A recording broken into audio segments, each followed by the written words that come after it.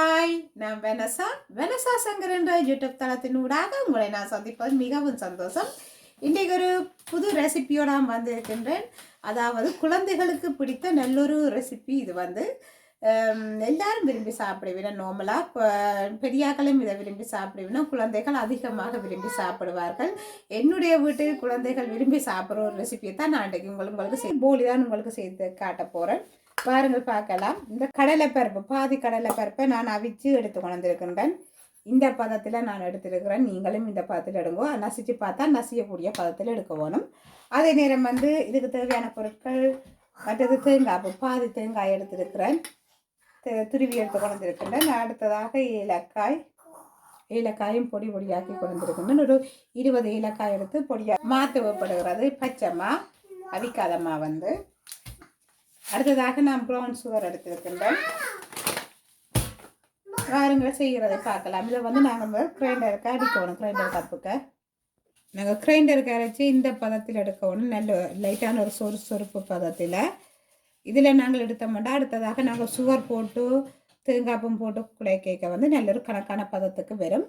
தனியாக இருக்கணும். லைட்டான அந்த குறுகுறுப்பு தன்மை இருக்கணும்.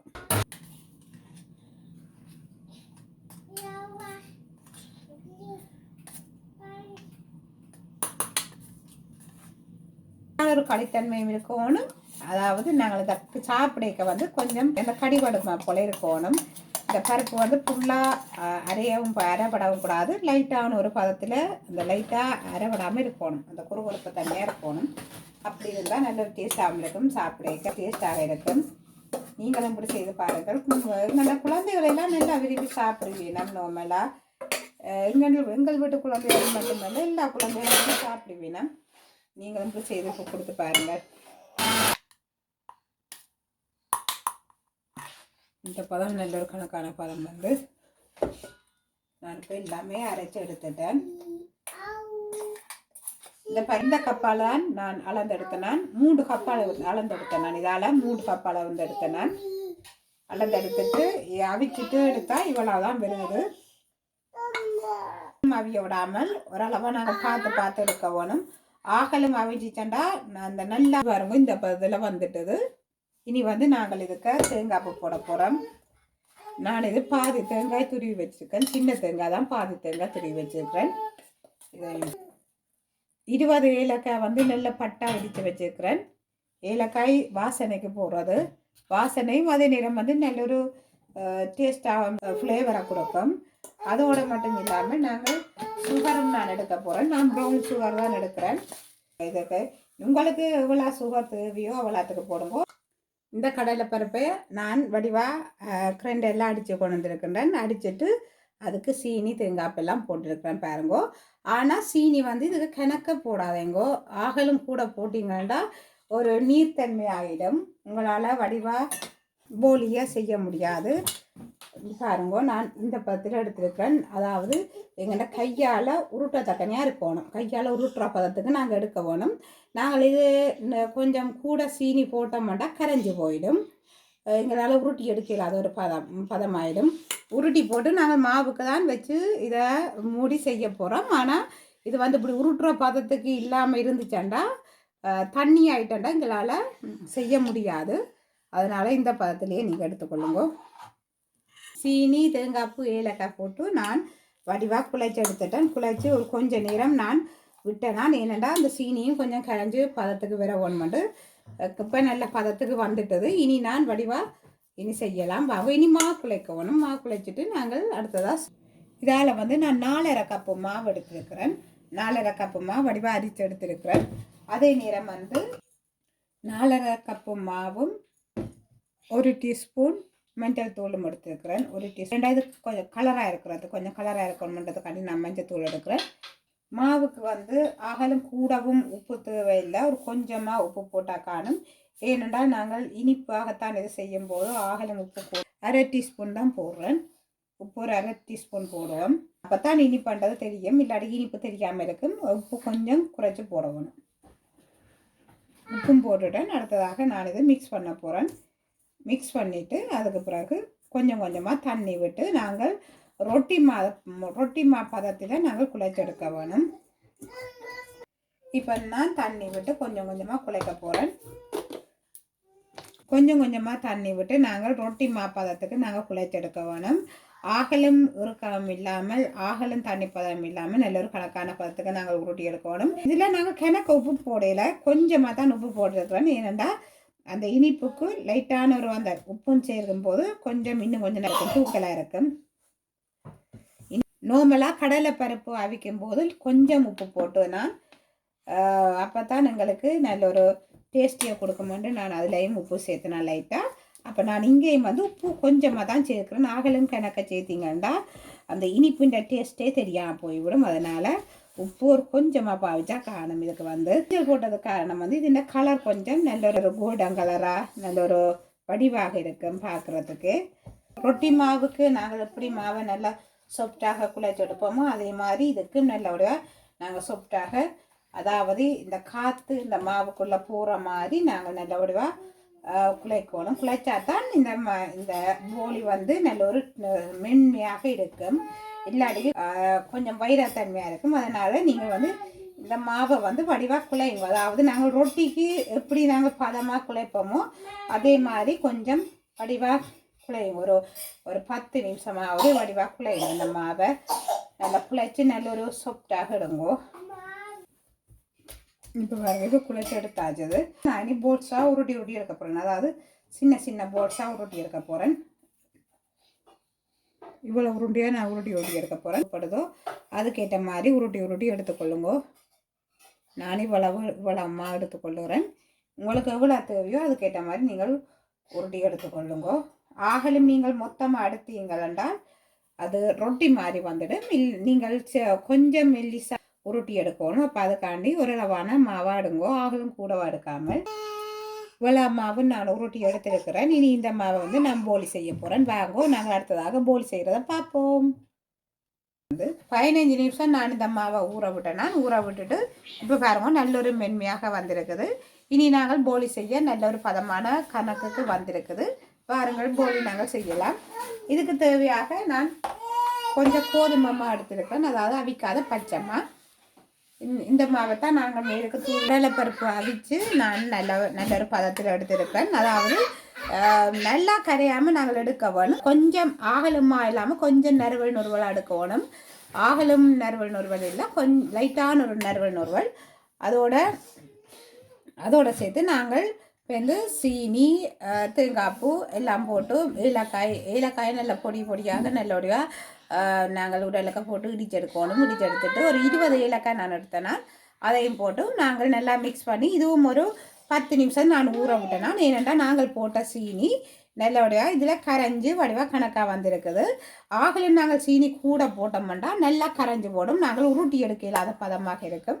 இப்போ பாருங்க, இதில் கொஞ்சமாக நான் உருட்டிக்காரன். இந்த உருட்டுற பதத்துக்கு இருக்கணும். உருட்டுற பதத்துக்கு இருந்தால் தான் நாங்கள் இந்த மாவோட சேர்த்து நாங்கள் இந்த பதத்தில் நாங்கள் எடுத்தோம்னா கணக்காக இருக்கும். இப்போ பாருங்க, நான் போல நல்ல இதாக எடுத்துட்டேன். சீனியும் கரைஞ்சி வந்துட்டு இதில். இப்போ ஓகேயா இருக்குது. பாருங்கள், செய்யலாம்.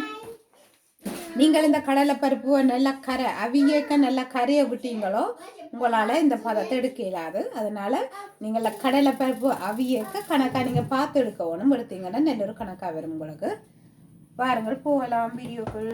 இந்த உள்ளடையை வந்து நான் வடிவாக ஊட்டி எடுத்து வச்சிருக்கேன். அது இந்த கணக்குக்கு நான் எடுத்து வச்சிருக்க போகிறேன். அப்படியெல்லாம் எங்களுக்கும் சுகமாக இருக்கும். நாங்கள் உருட்டுறதுக்கும் நீங்களும் குயிக்காக நீங்கள் செய்யலாம். அதனால் நீங்களும் ஊட்டி வச்சுருங்க. இதையும் பாருங்க, நான் ஊட்டி எடுத்துட்டேன். 16 உருண்டை உருட்டி இருக்கிறேன். அதுலேயும் 16 மாவு உருண்டை உருட்டி இருக்கிறேன். அதே மாதிரி இதுலேயும் நான் 16 உருண்டை உருட்டி இருக்கிறேன். பாருங்கள், வீடியோக்கள் போகலாம். இனி இந்த மாவை நாங்கள் லைட்டாக அப்படி உருட்டி போட்டு நாங்கள் சப்பாத்தி மாவுக்கு உருட்டு மாப்பலான்னு உருட்டி போட்டு இதுக்குள்ளே வந்து இந்த உருண்டையை இந்த போல் மாதிரி நாங்கள் உருட்டி வச்சுருக்கிறத இப்படி வச்சுட்டு நாங்கள் இதை மூடிட்டோம்னா சரி. இந்த மாவு வந்து நல்ல ஒரு பதமாக இருக்கிறதால என்னால் மூடத்தக்கனையாக இருக்குது.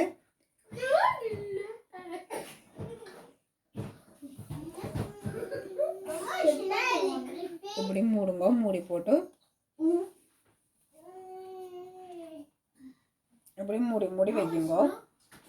நான் மூடி வைக்க போகிறேன்.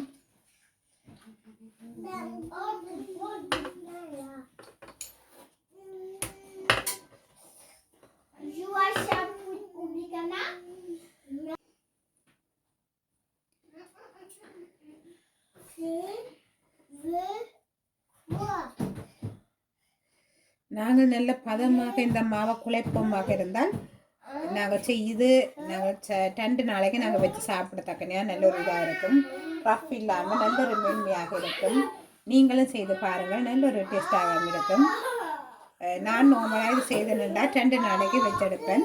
இது வந்து நெய்யில் தான் நான் நெய் போட்டு தான் நான் செய்ய போகிறேன். நல்ல டேஸ்டியாகவும் இருக்கும். 2 நாளைக்கு வச்சு சாப்பிட பழுதாகாது, நல்லா இருக்கும். கொஞ்சம் மாவை தூவி நீங்கள் விட்டு தண்ணுங்கோ.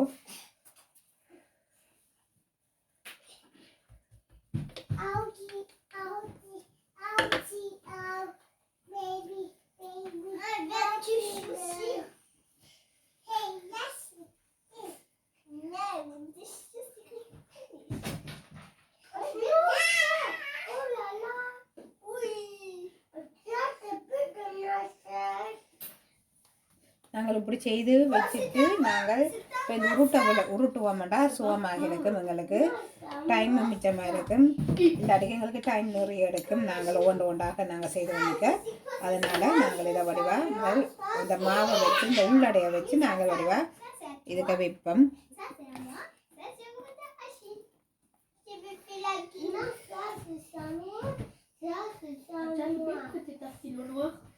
நாங்கள் மோதகம் எப்படி செய்கிறோமோ அதே மெத்தட் தான் இது வந்து.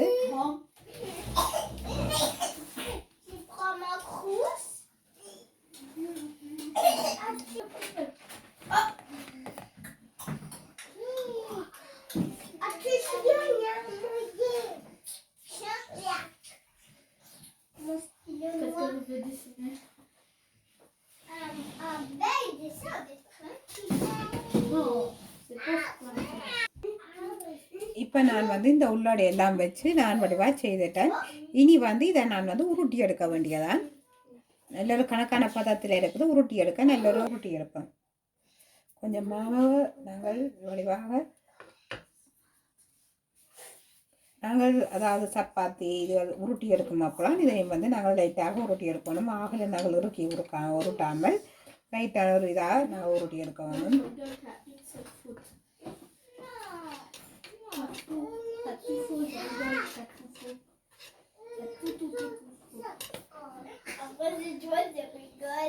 இந்த பதத்துக்கு உருட்டினா சரி, இந்த அளவுக்கு உருட்டினா காணும். நான் அதை புளி பார்க்க போகிறேன். அதே மாதிரி நாங்கள் எல்லாத்தையும் உருட்டி எடுப்போம். உருட்டி எடுத்துட்டு நாங்கள் கொஞ்சம் தண்டுவோம்டா.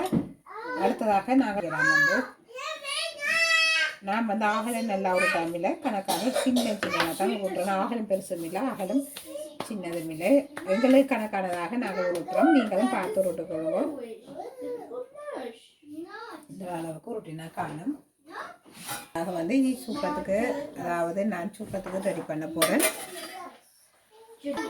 நான் இதுக்கு வந்து நெய் தான் விட போகிறேன். அதனால் நெய் நல்லா இறுகி போயிருக்குது. நான் அதை அடுப்பு பக்கத்துலேயே வைக்கிறேன். அப்போ தான் இலகி வரும்.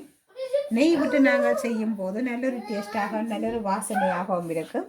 அதனால் நெய் கொஞ்சம் விடுறது நல்ல டேஸ்ட்டாக இருக்கும். நீங்கள் நெய் விட்டு செய்யுங்கோ, நல்ல ஒரு டேஸ்ட்டாக இருக்கும். நான் கொஞ்சம் நெய்யை உருக்கி இருக்கிறேன். நெய்யை உருக்கின பிறகு நாங்கள் நெய்யை விட்டு செய்ய நல்ல ஒரு கணக்கான நல்ல ஒரு டேஸ்ட்டாகவும் இருக்கும், நல்ல ஒரு வாசனையாகவும் இருக்கும். அதே நேரம் வந்து நாங்கள் நெய்யை நான் உருட்டி வச்சிருக்கிறத வந்து இதுக்குள்ளே பொடிகள் சூடாகிறதுக்கு நான் இதெல்லாம் உருட்டி எடுப்போம். நெய் கொஞ்சம் தான் விட்டுட்டு நாங்கள் அந்த போலியை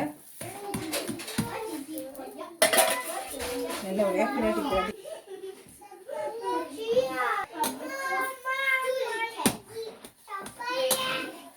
இப்போ வரவங்க நல்ல ஒரு கணக்கான பதத்துக்கு வந்துட்டுது. இப்படி நாங்கள் எடுத்தோம்னா நல்ல ஒரு கணக்காக இருக்கும். நல்ல ஒரு பதத்துக்கு வந்துட்டு இங்கே பாருங்க. இந்த பதத்தில் நாங்கள் எடுத்தோம்னா சரி.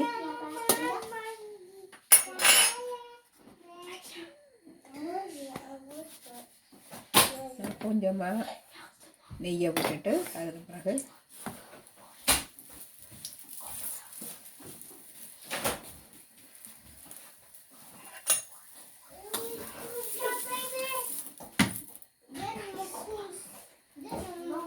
ரெண்டு பக்கமும் நாங்கள் இதோடைய பிரட்டி எடுக்கணும். கொஞ்சம் அடுப்பை கொஞ்சம் குறைச்சி வச்சுருங்கோ.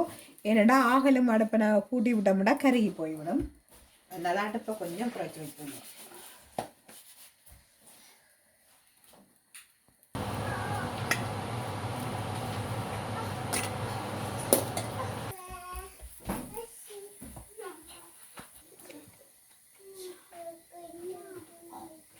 பாருங்க, இது வந்து பூரி மாதிரி பொங்கி வருது.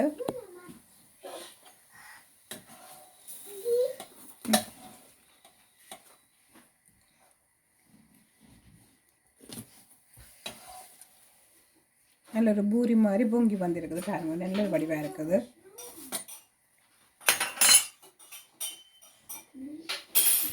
சுப்பு சண்டை நல்லா இருக்குது. பாருங்கள், இப்படி ஒரு நல்ல ஒரு சாஃப்டாக வந்திருக்கண்டு. நீங்களும் இதே மாதிரி செய்து பாருங்கள், நல்ல டேஸ்ட்டாக இருக்கும். சின்ன பிள்ளைகள் விரும்பி சாப்பிட்ற சாப்பாடாக இருக்குது. இது வந்து 4 மணிக்கு காலம் ஊற போட்டுட்டு வடிவாக கழுவி நாங்கள் அவிக்க வேணும். அவிய விட்டு நல்ல ஒரு அதாவது நல்லா அவிய விட்டு அதாவது ஒரு 90% அவிய வேணும். கடலைப்பருப்பு வந்து நீங்கள் நசிச்சு பார்த்தீங்க என்றால் கடலைப்பருப்பு நல்லா நசிக்கக்கூடாது. ஓரளவாக அதாவது 3/4 பதம்னு சொல்லுவார்கள். அந்த பதத்தில் நசிக்க வேணும். ஆகவே நல்லா நசிஞ்சு நல்ல. ஓகே, அடுத்த வீடியோ சந்திப்போம். நன்றி, வணக்கம்.